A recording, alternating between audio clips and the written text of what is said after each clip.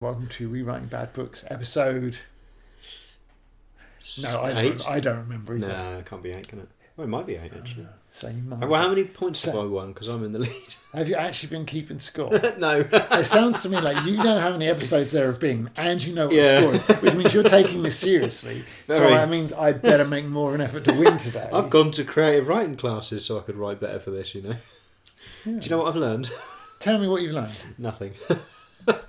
Have you learned how to avoid repetition? No. That's next week. Well, that's a shame. I'm utterly up the river, aren't I? You are, because today yeah. we are looking at repetition. We are, actually. Yeah. Specifically repetition in Slave Girl of Gor by John Norman. Should we just condemn that book now? Or do you just want to burn it? No, I'm not a book burner.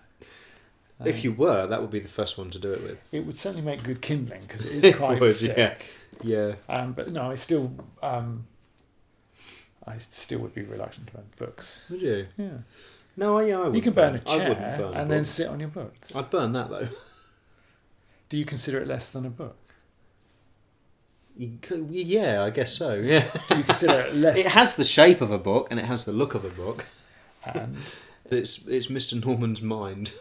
is very unsavoury. The outpourings of Mr. Norman's conscience. Yeah, that's right, yeah. Perhaps his oversharing of his sexual fantasies. I think so. And I think that's the problem. It would seem to me that is about him more than the characters of that book. I said in my review that I hope that that's the case. That he is really just airing his own sexual fantasies as opposed to trying to make a actual genuine commentary on the way the world should be, because the depiction of the relationship between male and female, although he describes it as complementary, I think most people would dispute that description of it. Yeah. The passage that we're looking at is based purely on its repetition and is not a sexual passage in any way. No, that's true, actually. So the content of the book aside, you could probably pick a lot of passages, really, couldn't you? And think about the way it's written and probably conclude that it's not written very well, I would think. Yeah. I found it quite dry and a bit stale and ironically a bit dull. I think I said in my review that if it wasn't so repetitive, it probably would be about half the length that it is. And we talked before, and it's in the review, about phrases like Alicia Nevins, who was my beauty rival, and I was a poetess and an English major, and how phrases like that are repeated over and over and over. The constant reminder of Alicia Nevins is done for a purpose, in that because she appears so late in the novel that if she was only mentioned briefly at the start, you would forget about her. Yeah. Or there's a danger that your reader might have forgotten about her when she does appear. But the fact that she's repeated over and over makes her a bigger deal in the book, and therefore her arrival does have that touch more impact for it. Right. However, that doesn't apply to... I was an English poetess and an English that's major, a frequent one, isn't it? Which is another frequently repeated phrase. But what we're going to look at is, in terms of repetition, isn't the repetition of phrases that, like I say, might or might not serve a purpose. It's just a simple passage where the same word is used too often. Yeah. Same few words, actually, Yeah. Yeah. So shall I read that passage? There was a fire in the tent, and smoke from this fire emerged from a hole at the tent's apex. Within, as they passed between the wall of the tent and the fire, I could see the shadows of 1 or 2 other girls. Near the central tent, almost as large, was a brown turreted tent, with a pennon flying from a central pole. It was, I supposed, the tent of the camp's leader. There were some 70 or 80 men, I had conjectured several days ago, in the retinue. I could now see several sitting around open-air fires. Others were, I supposed, within the tents, perhaps sleeping. Do you know, I found that quite difficult to read, actually, funny enough. There are parts of it, aren't there? Like, yeah, there were some 70 or 80 men. I had conjectured several. That should be, I had conjectured several days ago that there were some 70 or 80 men in the retinue. And then it's just much easier to read. But that is a Normanism, to have these clauses sort of in a way that's very idiomatic to him, that I certainly wouldn't write like he does. I think even within, as they pass between the wall of the tent and the fire, I could see the shadows. Yeah. I think even does the same thing. You've got like the fronted adverbial, but then you've got like a weird clause. I think they're the wrong way round. I could see the shadows of one or two of the other girls as they pass between the walls of the tent and the fire. It's like the clauses are the other way round. Yeah. And I think it just works better. But that is very much a part of his style. Right, yeah. And it's the same in the other book as well. It kind of, I don't know, I think it might be part of the era, but he's not part of the era that I'm thinking of, which is like the early, like the 20s and the like 1915 to like 925. I think they kind of wrote in this style. People like H.P. Lovecraft, you notice it with as well. Right. I counted them up. Well, the repeated words. Yeah. It says fire 4 times. Yeah. Twice in the first sentence. Yeah. And tent 7 times. Twice in the first sentence. It's a lot, isn't it? Just a bit much. It's a lot. Why do you think this has happened? You know, how has this got, past the editor? Well, how has any of it got past the editor, really? But anyway, to remain focused on this. If you had the copy of the first book, and I have, like I said, I haven't seen the ones between, but the first book is quite a slim volume compared to this one. This is a serious.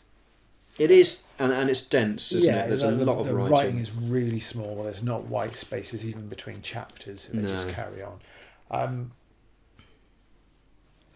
And there's an element there sometimes as well. Like, I don't talk about Robert Heinlein much, but...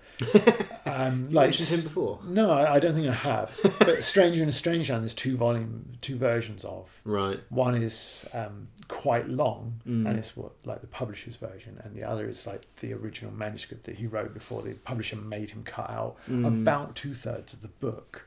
And it's really, really long. Yeah. And the same happened with another author that's one of your favourites. I don't know if it's really. I'm just Tom Clancy. Oh right, yeah. Also did the same thing in that when he got successful to the point where he could start dictating and not having to listen to the publishers quite as much, his books got bigger and bigger. Just got bigger and bigger, yeah.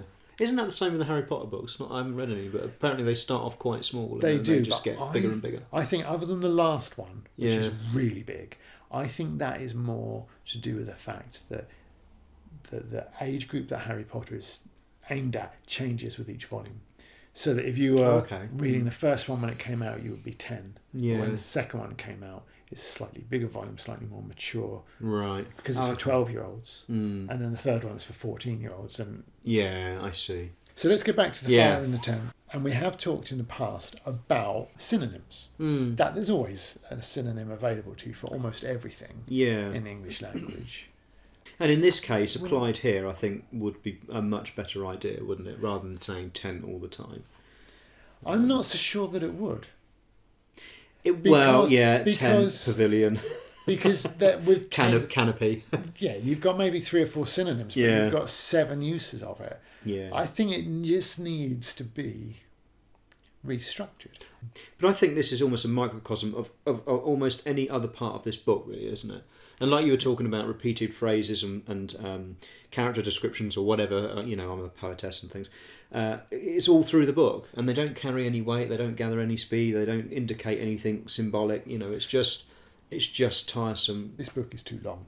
Yeah. It's just too long. We can swap out fire and tent with synonyms. Tent's harder, there's less synonyms to work with. There's plenty in your thesaurus for fire. It would not take you very long to just go, okay, take some, but you can just restructure this and get your point across, because this is not a significant scene.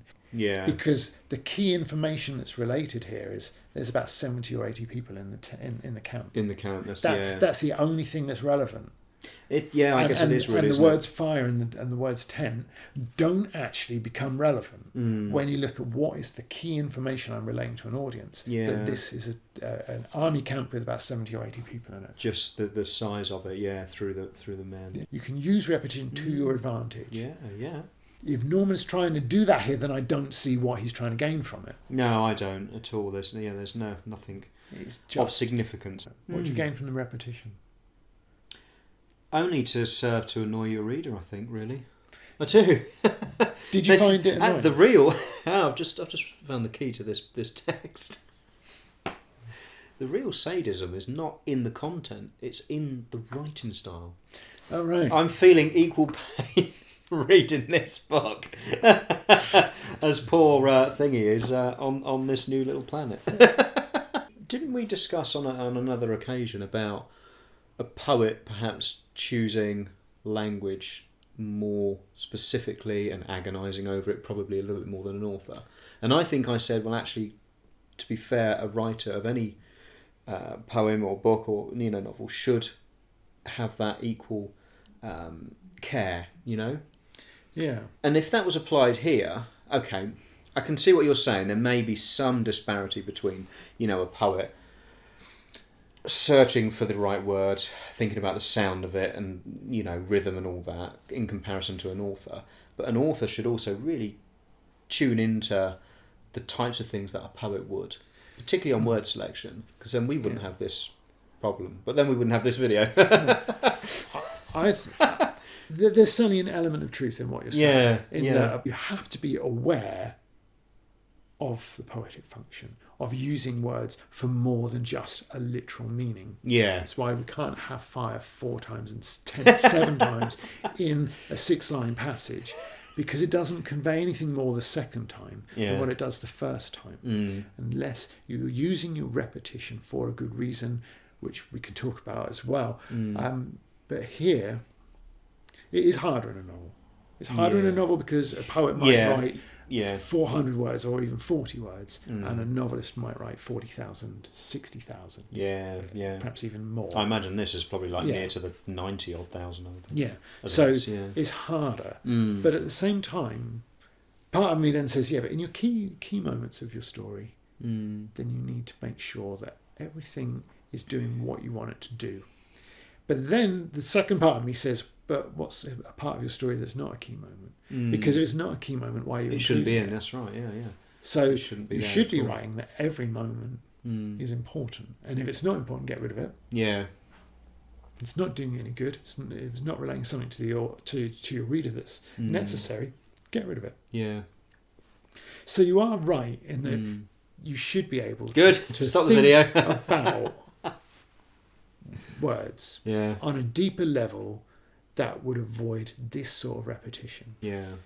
But this does almost read like a poem, but only because the word tense repeated so much. It's almost like a rhyming scheme through the passage. But it's one of those rhyming schemes that you annotate, and then it's like a. Oh, Christ, you realise it's that's just a load of old rubbish. It's no good at all. Yeah. The point of repetition is you can use it to your advantage. Yeah, you can use it and get a great deal from it. Yeah.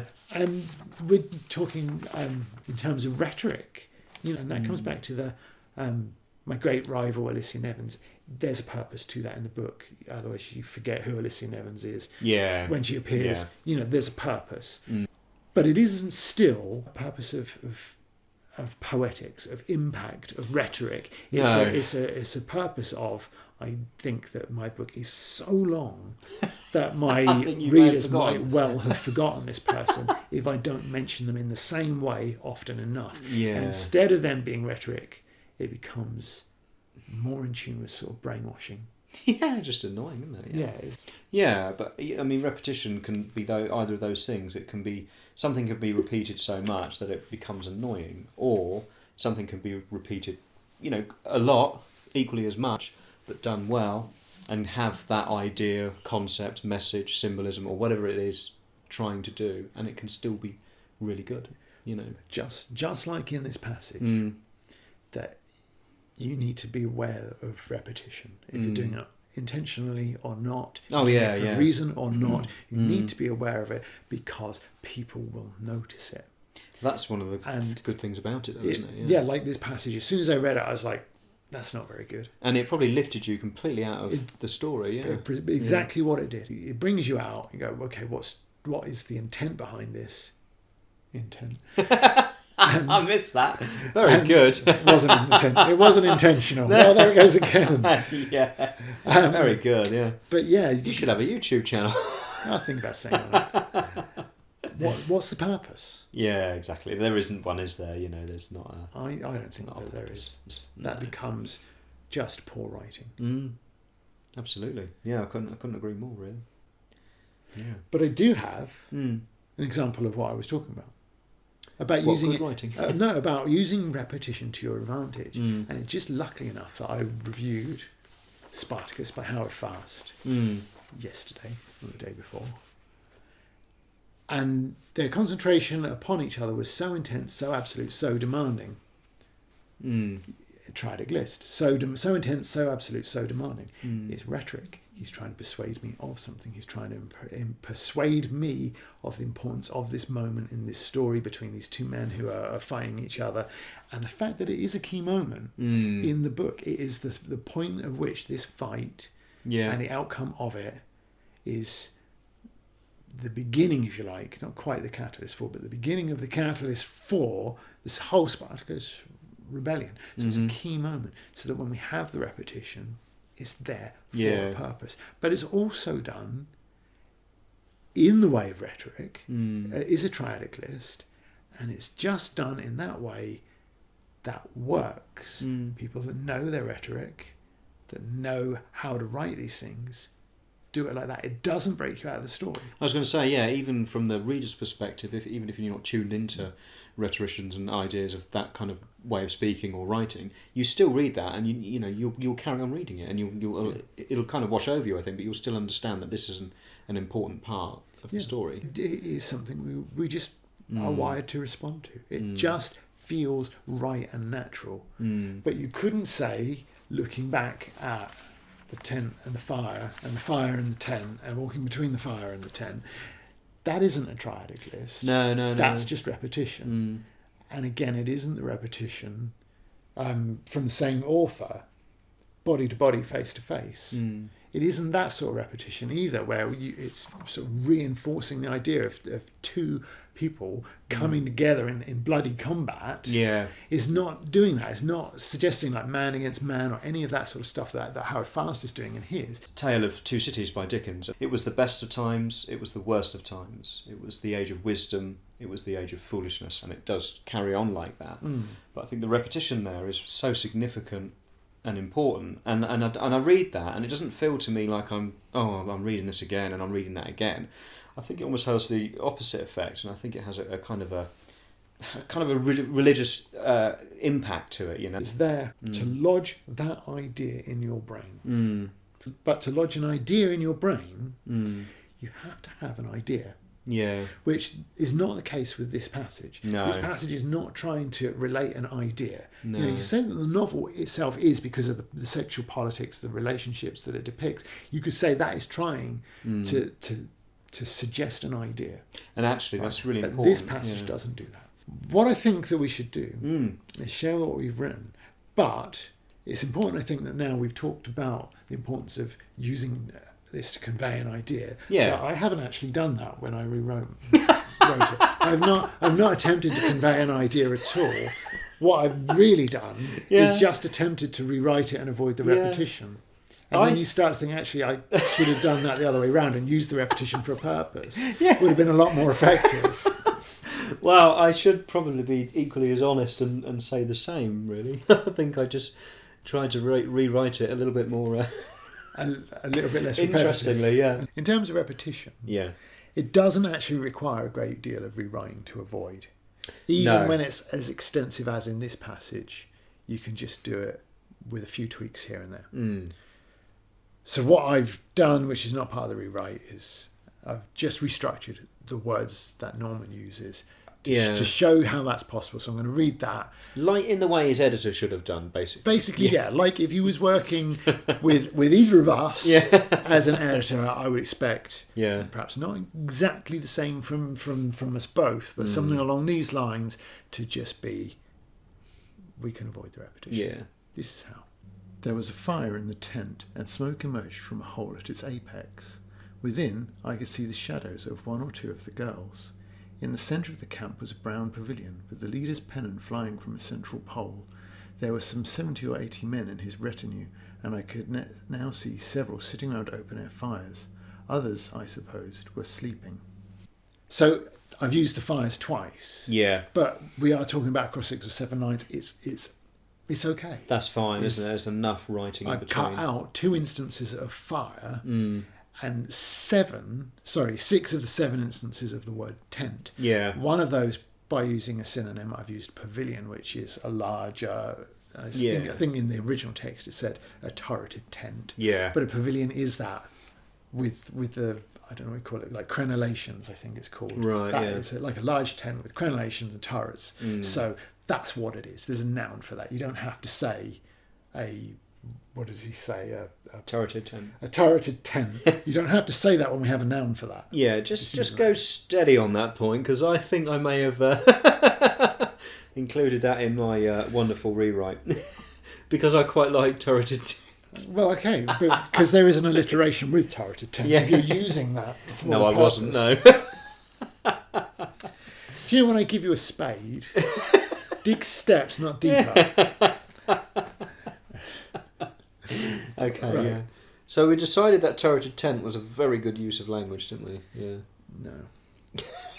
So just the last few words on that. It's not a significant change, but you can see that it is no longer repetitive. Yeah. It's no longer causing masochistic pain. Yeah. Sadistic the point pain. of the book, yeah. Yeah, it's not causing any sadistic pain to the reader. Repetition serves a purpose. Got to have a point. If you don't have a purpose, don't use it. Yeah. Avoid. Well, and, apply that to any piece of writing you ever do about any word you ever choose. Yeah. It's got to do something for you, isn't it? Do you want to go first and read yours first? Yeah, why not? Okay, so just before I do read it, my goal was to basically just avoid repetition, but try and do something a little bit more with the scene to make it a bit more interesting. Smoke rose from the apex of the tent. From within, the glowing fire cast the shadows of 2 girls over the wall. I watched the trail of smoke reaching beyond this central pavilion as it spread over the turreted shelter of the leader, and reaching further still, carried by the wind, over the rest of the camp. I guessed some days ago that there were some 70 or 80 men in the retinue, and I could now see several sitting around open-air fires while the rest slept. Right, yeah, so what did you think there? The first thing that I noticed is that it's not repetitive. Yeah. There wasn't anything that jumped out at me in terms of this is checking me out of the story. Yeah. It reads like a story of this type should read. There is a softness to it. Like, this is the enemy camp, but you've talked about a turreted shelter, which is quite interesting because they're almost incongruous. Yeah. But there's also this idea that she's in this camp where she doesn't want to be, so perhaps this other option would be a better option for her. Right. So yeah, that's sort of, and just like the whole novel is slightly incongruous, isn't it? With this, I am me and I'm not a slave. Yeah. But then being sort of dragged into it, so there is that through it. So I kind of liked that. It sort of spoke of the themes of the book, but in a way that Norman doesn't seem to have the subtlety to do. Yeah. The other thing that struck me was the pavilion, personification of the smoke. It was quite interesting as well, I thought. Yeah. Because this, again, you've preempted something that I've done a little bit in a slightly different way. But that reaching beyond is quite interesting as on its own because, again, of the situation that she's in at this point of the book. Yeah. That she's a long way from home. But this is her first experience of something other than the camp that she was taken to initially. So it's like broadening our horizons of this world, much like the smoke is itself reaching out of the camp.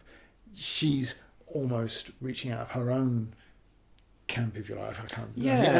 I'm repeating this. I need a synonym for camp. Palisade. Yeah. She's reaching out of her own palisade. See, without a thesaurus, she can do it. You did well there. I couldn't. So her horizons are being stretched, and as the smoke sort of almost represents that as well. There's this sort of mirror of what she's going through in the language that you've used for the camp. Yeah. I do find it interesting that you've softened the military camp in that way. Yeah. I know it's like it's a military camp. They are escorting these girls, but these girls are not treated well. So it's like if you were doing that in a more modern times, I'm sure that the girls would be treated well. Yeah. Then the softness would be almost predatory on the masculine, in that the soldiers might be weakened by the presence of the girls. So you might use it in a different way. Well, to be honest, that what you're describing there is almost a byproduct in a way, because my impetus for that was that I was trying to think, how can I describe this sort of camp area and at least get the same amount of objects, tents, in as he has done. And I think, what vehicle could I use other than just, I see that one there, I see that one there, which is why I wanted the smoke, and certainly the action of the smoke permeating through and across. So I was hoping the smoke just kind of unifies it a bit, rather than it feeling a bit, tent here, tent there. And of course, as you say, the crucial thing to get in there really is the size of the camp with the men, the 70 or 80. I think that was really important. And I think you could be a lot more creative with it. But as what would you say, sort of a functionary sort of paragraph or description, you don't really want to go overboard, do you? Its purpose is to do one thing, really, isn't it? Yeah, we talked about the purpose of the original paragraph is to relate the size of the camp. Yeah, the size of the... That's it. Yeah, that's so right. You could almost do it in, the last part of it. There was... I can't remember exactly what she says. I conjectured. That's right, yeah. Several days ago that there were some 70 to 80 people in the camp. In the retinue, that's right, yeah. That sentence does the work of that. Yeah. In the original, because the original doesn't do anything in terms of conveying a situation or language in anything other than the most fundamental terms. And it is fundamental because that's why you get fire and tent. Yeah. And no attempt at synonyms for either. Yeah. Because even that, just the basic of getting a thesaurus out, would begin to elevate this in terms of a descriptive passage. So if you're talking about, I wanted to set a tone or set a scene, then you don't do it like that. Yeah, you wouldn't do it like that. And I think that actually that isn't necessarily something Norman does badly, because his style, which we've talked about, which is kind of dated and would definitely have felt dated, I think, in the 70s, but it does lend itself to a soft narrative voice, which is quite effective at setting scenes and things like that in a way that is not necessarily effective at writing violent scenes or there's not much fighting in this book, but there was in the first one. Yeah, but it isn't something that Norman does in the two that I've read particularly well. Smoke wafted from a hole in the tent's apex. Within, the silhouettes of some of the girls moved across its folds. A few feet away was a turreted pavilion, dark amongst smoke and the cloudy sky. Fluttering from a pole, the leader's pennon waved to one side of the camp, then another as the wind moved.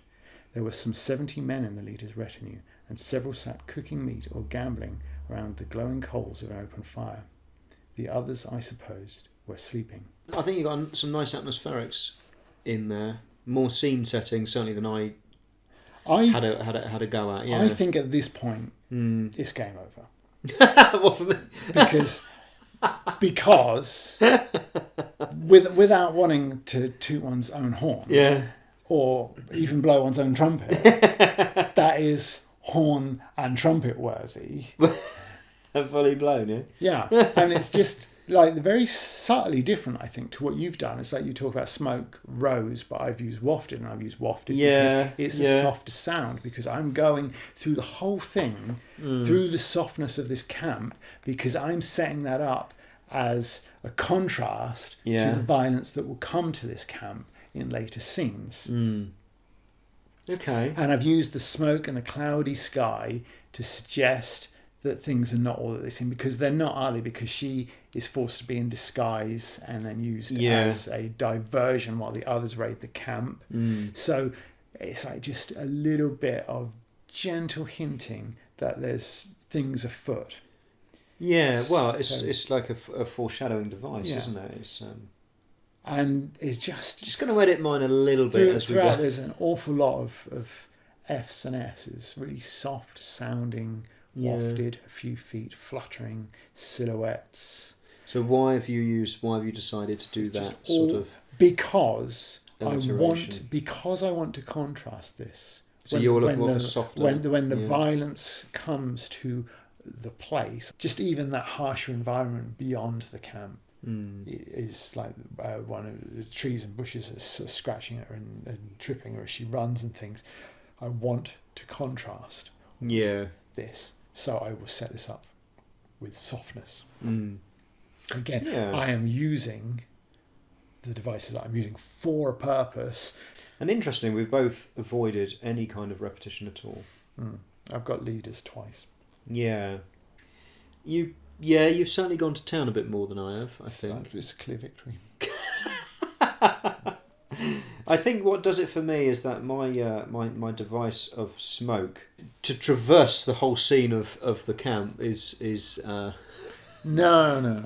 Because your smoke wafts, you see, mine smoke rose. My smoke wafts because... Kind of wafts without purpose. Smoke has got quite the opposite. Purpose. My smoke is there to suggest that the truth is hidden. That is why the smoke and the cloudy sky reduces the turreted pavilion to a mere outline against the dark sky. Yes, very good. I think mine does the same, actually.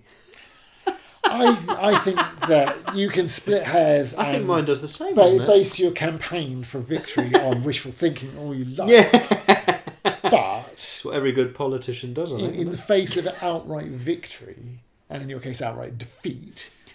How many words did you use? Because I thought we were trying not to use that many. Because there's that's the original. Yeah. And that's the new one, so it's about the same. You've definitely gone overboard there, I think. No, that's the same. I think mine's got a musicology that yours probably doesn't. What rubbish are you talking about now? When you read that, any fine rhetorician would know what's going on there. My language mimics the smoke's movement, the rhythmic. I'm thinking about comma placement here and full stops and. I think the smoke moves rhythmically. It just flows nicely, and you get just a subtle hint of foreboding, where I think yours is a little bit just a little bit heavy.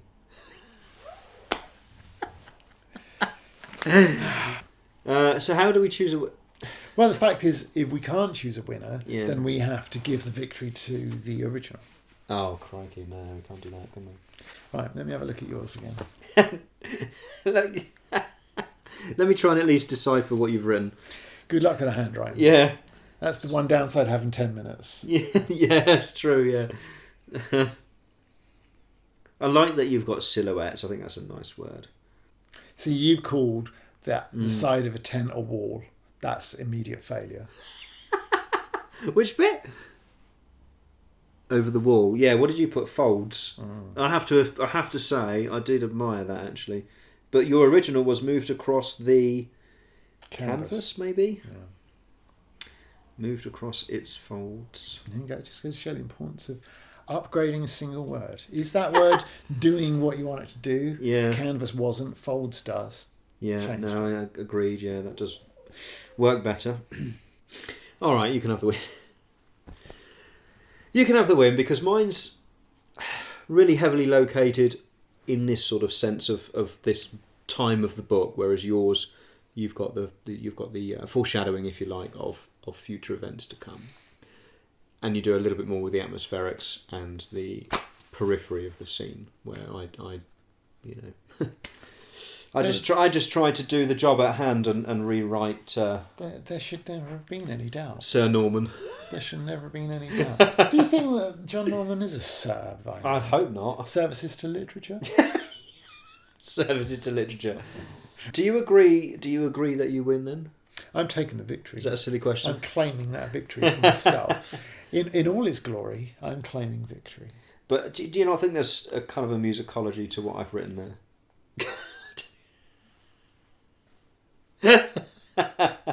I'm not picking it up. It's almost poetic. There is certainly some more commas in there.